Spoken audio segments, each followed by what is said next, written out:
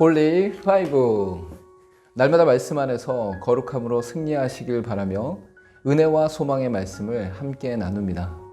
1년 1독을 기준으로 하루 서너 장의 말씀에 대해 간략히 소개하고 함께 나누고 싶은 말씀을 전합니다.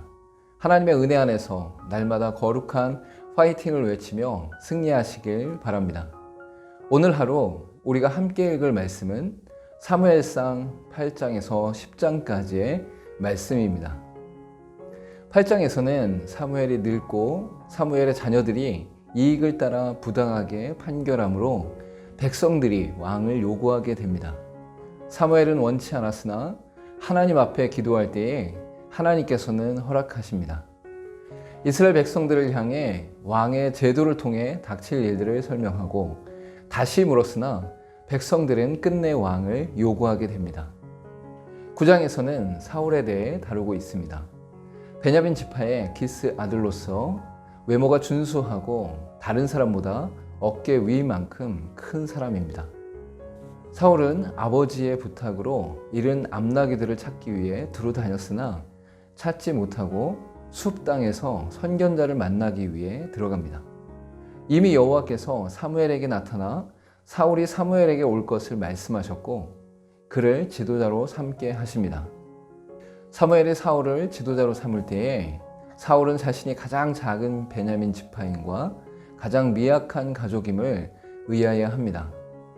사무엘은 사울과 함께 식사를 나누고 담소를 나누었으며 사울이 떠날 때에 그를 세워 하나님의 말씀을 전하게 됩니다. 10장에서는 사무엘이 사울에게 기름을 부어 지도자로 삼습니다. 또한 사울에게 앞으로 나타날 일과 행해야 할 일들을 말하였고 하나님께서 새 마음을 주셨으며 모든 징조들이 나타나게 하십니다. 하나님의 영이 사울에게 임하여 예언하게 되므로 사람들이 사울을 선지자인지 서로 논하게 되어집니다. 사울이 숙부를 만나 사무엘을 만났던 이야기를 하였으나 나라의 일은 말하지 않았습니다. 사무엘은 백성들을 미스바로 불러 지파별로 1000명씩 나오게 하였는데 최종적으로 사울이 뽑히게 됩니다.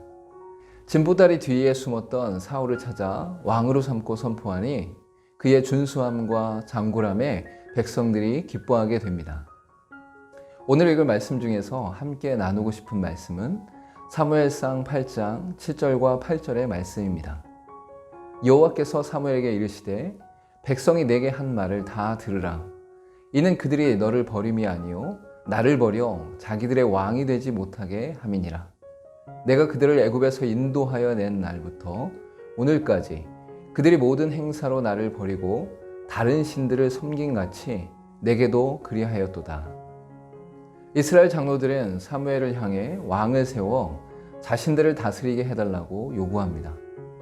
사실 민수기 24장과 신명기 17장에서 왕의 제도를 이미 말씀하셨습니다.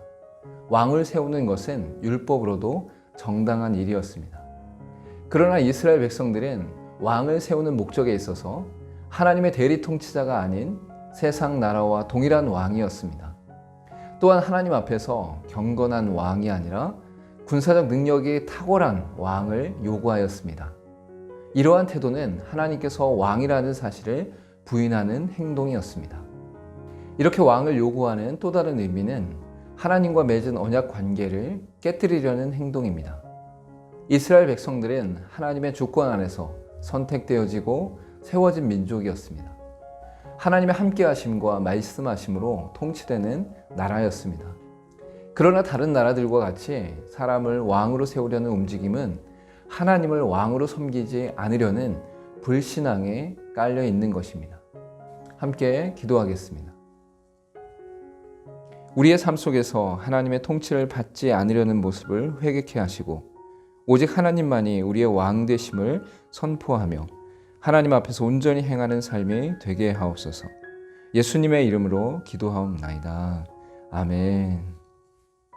이 땅을 살아가는 우리도 하나님의 왕 되심을 온전히 선포하지 못하는 것들, 즉 돌이나 물질이나 명예나 내가 바라는 것들을 과감히 내려놓고 오직 하나님만을 왕 삼는 하나님의 통치 가운데 거하는 저와 여러분 되기를 간절히 소망합니다. 오늘도 홀리 5